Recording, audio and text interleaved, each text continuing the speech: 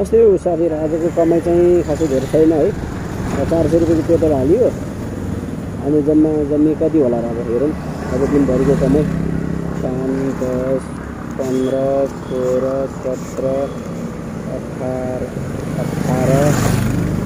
18, 1, 2, 3, 4, 5, 19, 10, 20, 30, 40, 50, 55,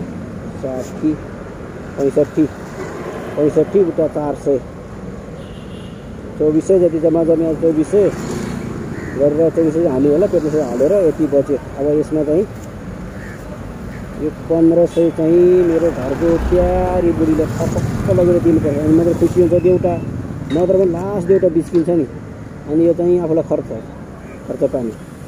यो घरको प्यारी बुढीले छोटी डल्ली गोरी छ, राम्री छ, मुसुक्क हाँस्दा कस्तो राम्रोसँग छ। पैसा दिएर झन् खुसी हुन्छ मेरो बुढी। तपाईँहरूले नि यसरी पैसा दिएर बुढीले खुसी पारेर राख्नु है। बाई।